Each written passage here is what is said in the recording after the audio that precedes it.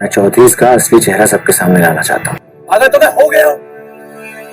लोगों ने मुझे पागल बना दिया है, पागल बना दिया है। जिस ऊपर लगी चोट पड़ जाती है, तुमने मेरे भरोसे पर चोट। वसुधा एक सीधी सच्ची संस्कारी और शांत स्वभाव की लड़की है, लेकिन उसकी जिंदगी में तूफान तब आता है जब उसकी शादी एक ऐसे लड़के से होती है जो खुद अपनी माँ की मर्जी के बिना कुछ नहीं करता।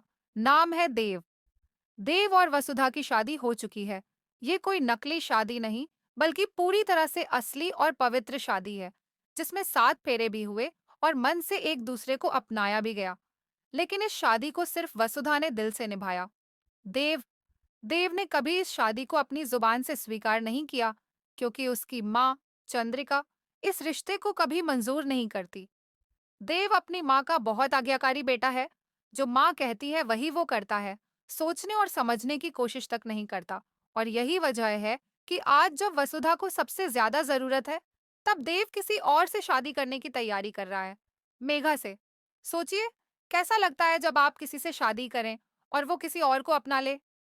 वसुधा का दिल टूट चुका है, लेकिन वो हार मानने वाली नहीं। उसे इस रिश्ते से बहुत उम्मीदें थीं।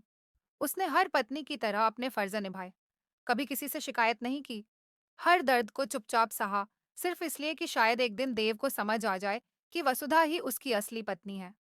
लेकिन जब उसने देखा कि देव मेघा से शादी करने को तैयार हो गया है, तब उसके अंदर की चुप्पी टूटी।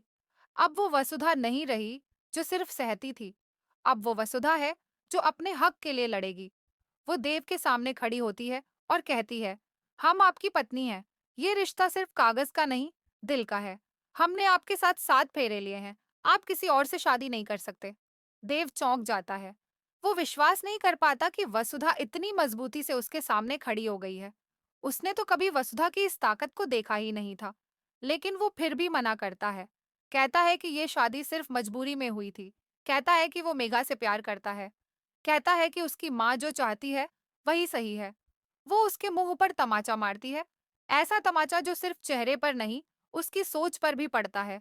और कहती है, आप मेरी जिंदगी हैं और मैं आपकी पत्नी। अब आप किसी और से शादी नहीं कर सकते। ये रिश्ता मेरा अधिकार है और मैं इसे छोड़ने वाली नहीं।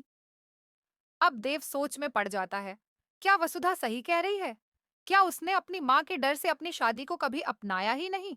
क्या वो सच में प्यार करता है मेघा से, या फिर वो अपनी माँ की इच्छा पूरी करने में खुद को खो चुका है?